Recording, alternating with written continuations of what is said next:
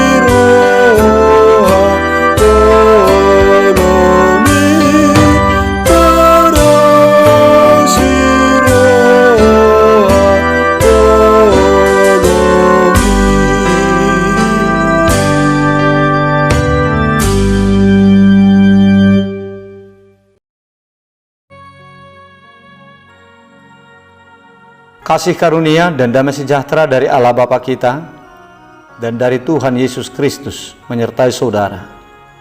Amin. Bapak Ibu Saudara yang terkasih, firman Tuhan renungan untuk kita hari ini tertulis dalam kitab 1 Yohanes pasal 4 ayat 10 yang berkata, "Inilah kasih itu, bukan kita yang telah mengasihi Allah, tetapi Allah yang telah mengasihi kita dan yang telah mengutus anaknya sebagai pendamaian bagi dosa-dosa kita." Demikian isi firman Tuhan. Bapak Ibu Saudara yang dikasihi oleh Tuhan Yesus Kristus, Yohanes mengatakan bahwa Allah itu adalah kasih, karena memang Allah telah melakukan dan mengerjakan kasih yang sesungguhnya, yaitu dengan diutusnya anaknya yang tunggal ke dunia ini, yaitu Yesus Kristus, untuk menyelamatkan kita, supaya kita beroleh hidup yang kekal, supaya kita tidak memikul derita akibat dosa kita. 1 Yohanes 4 ayat 9. Allah tidak menghitung-hitung apa yang telah dikorbankannya untuk menebus dosa-dosa kita, supaya kita selamat dari hukuman yang kekal itu. Hal yang paling berharga sekalipun telah dipertaruhkannya untuk kita, supaya kita memperoleh kehidupan yang kekal di sorga. Yesus Kristus, anaknya yang tunggal, dibiarkannya memikul penderitaan, dihina. Dia sering menderita kesakitan. Dia tertikam dan diremukkan. Padahal penderitaan kitalah yang dipikulnya, supaya kelak nanti pada penghakiman yang terakhir, penderitaan itu tidak menimpa hidup kita lagi, supaya kita beroleh sukacita yang kekal di sorga. Jadi Allah kita telah mengorbankan yang paling berharga dalam dirinya untuk menjadi kebaikan dan untuk menjadi keselamatan bagi kita. Itulah wujud kasih yang sesungguhnya. Sebab kasih itu adalah memberi, mempersembahkan milik kita, apa yang ada pada kita untuk kebaikan dan menjadi sukacita bagi penerimanya, mau siapapun dia, baik kepada yang berbuat baik kepada kita, maupun kepada yang belum pernah berbuat baik, bahkan juga kepada yang telah berbuat jahat kepada kita pun, harus kita berikan kasih kepada mereka. Sebab Allah sendiri telah memberikan teladan itu kepada kita, yaitu teladan kasih. Allah telah memberikan kasih-Nya kepada kita di dalam diri Tuhan Yesus Kristus, meskipun tadinya kita tidak mengasihi Dia.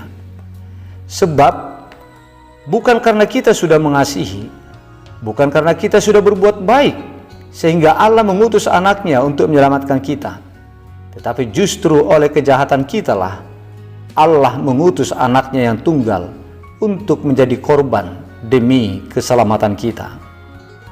Oleh sebab itu jemaat Tuhan, kita sebagai anak-anak Allah, kepada kita diberitahukan lewat nats renungan ini, karena Allah telah mengasihi kita, telah memberikan kasih-Nya kepada kita lewat penyelamatan yang dikerjakannya untuk kita di dalam Tuhan Yesus, maka janganlah kita tinggalkan Allah. Tetaplah tinggal di dalam kasih Allah. Tuhan Yesus berkata, "Seperti Bapa telah mengasihi aku, demikianlah juga aku telah mengasihi kamu. Tinggallah di dalam kasih-Ku itu." Yohanes 15 ayat 9. Kasih Allah itu menyelamatkan, dan tidak ada kuasa yang lain yang sungguh-sungguh mengasihi kita dengan kasih yang murni selain daripada Dia.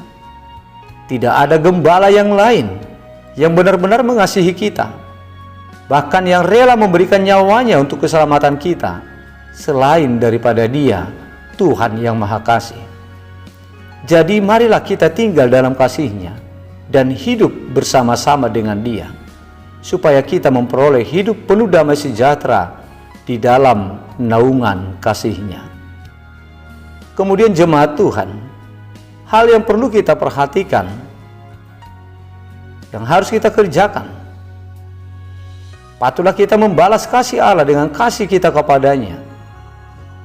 Kepada orang yang berbuat jahat saja, kita harus memberi kasih, apalagi kepada Allah yang sudah terlebih dahulu mengasihi kita, bahkan yang rela berkorban untuk kita. Sudah seharusnya lah kita memberikan kasih kepada Tuhan Allah dengan mempersembahkan, memberikan hidup kita untuk melakukan hal-hal yang berkenan di hati Tuhan, yaitu mengasihi Tuhan dan mengasihi sesama kita. Paulus telah mengingatkan hal itu kepada kita umat Kristen lewat ucapannya yang tertulis dalam 1 Tesalonika 5 ayat 18 yang mengatakan, "Mengucap syukurlah dalam segala hal, sebab itulah yang dikehendaki Allah di dalam Kristus Yesus bagi kamu." Mengucap syukur itu artinya berterima kasih, menjadi pribadi yang menawarkan, memberikan kasih kepada Allah. Jadi hendaknya lah kita menjadi umat yang datang ke hadapan Tuhan untuk memberikan kasih kita kepadanya. Kata terima kasih itu artinya, terimalah kasih-Ku. Itulah hakikat hidup bersyukur kepada Tuhan yang sesungguhnya. Tidak hanya sebatas ucapan saja, tetapi memberikan kasih-Nya kepada Tuhan. Ingatlah jemaat Tuhan firman Tuhan yang berkata, Allah turut bekerja dalam segala sesuatu untuk mendatangkan kebaikan bagi mereka yang mengasihi Dia. Roma 8 ayat 28. Kemudian jemaat Tuhan, sebagai yang meneladani kasih Allah dan juga untuk menyenangkan hati Tuhan Allah, kita itu harus mengasihi sesama kita. Bapa kita itu adalah kasih. Sebagai anak Allah, maka kita harus menjadi kasih juga.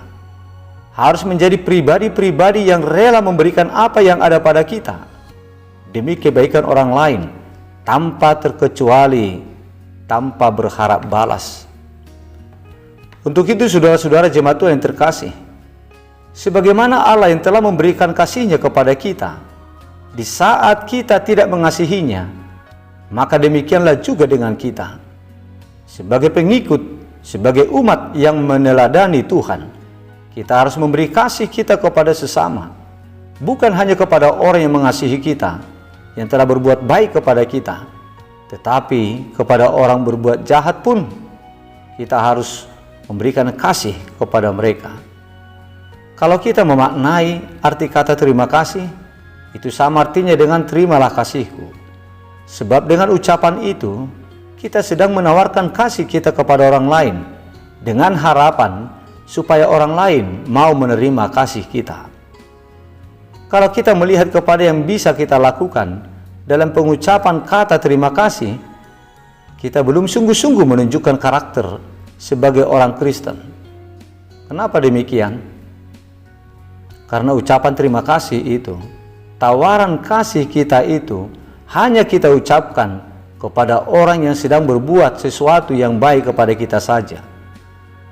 Sebenarnya perbuatan itu baik karena kita tahu mengucapkan terima kasih. Tetapi tidak hanya sebatas itulah karakter Kristen yang sesungguhnya. Sebab kita sebagai umat Kristen, tawaran kasih itu tidaklah hanya kepada orang yang berbuat baik, tetapi juga kepada orang yang tidak kita kenal, bahkan juga kepada orang yang berbuat jahat. Sebab itulah karakter Kristen yang sesungguhnya. Karena Allah pun telah memberikan kasih-Nya kepada kita, bukan karena kita telah mengasihi Dia. Kasih itu adalah karakter, pribadi, jati diri kita sebagai anak Allah. Artinya, dimanapun, terhadap siapapun, dan dalam keadaan yang bagaimanapun, yang namanya pribadi, jati diri, kita harus tetap sebagai kasih kepada sesama kita. Itulah yang harus kita lakukan untuk menyenangkan hati Tuhan, sebagai wujud kasih kita kepada Tuhan Allah yang telah terlebih dahulu mengasihi kita. Marilah kita hidup di dalam kasih Tuhan. Amin.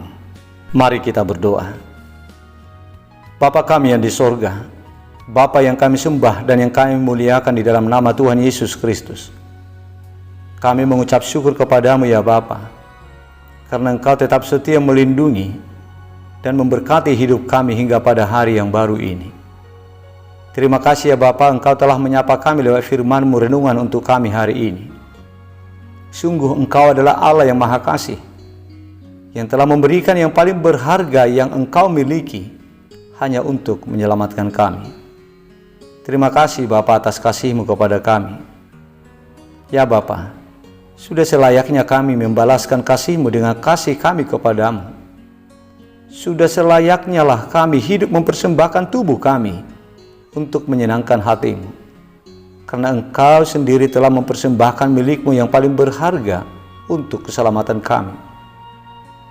Biarlah kami menjadi pribadi-pribadi yang tinggal di dalam kasih-Mu, karena kasih-Mu lah yang menjadi keselamatan bagi kami, yang mendatangkan kebaikan kepada kami. Mampukanlah kami ya Bapa, supaya kami menjadi umat yang meneladani kasih-Mu kepada kami, supaya kami mengasihi sesama kami untuk menyenangkan hati-Mu. Ya Tuhan, kami berdoa untuk saudara-saudara kami, jemaat-Mu yang sedang sakit saat ini, yang dirawat di rumah sakit, yang dalam pemulihan di rumah.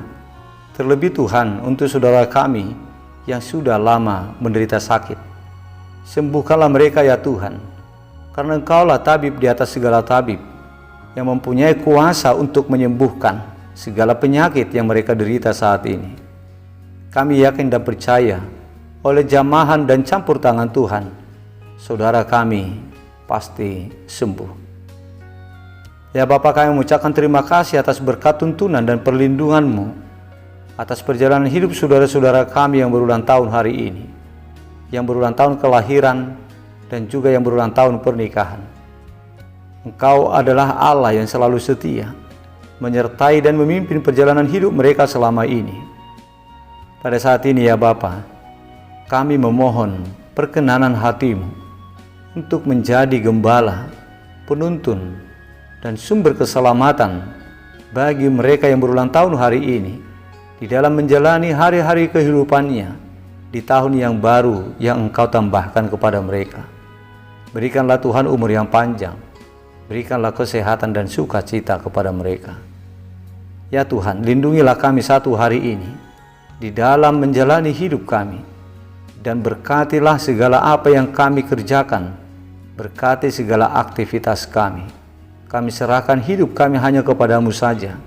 Biarlah Engkau yang menjagai kami, yang menjagai anak-anak kami, keluarga kami, dan saudara-saudara kami. Terpujilah namamu ya Tuhan dalam perjalanan hidup kami.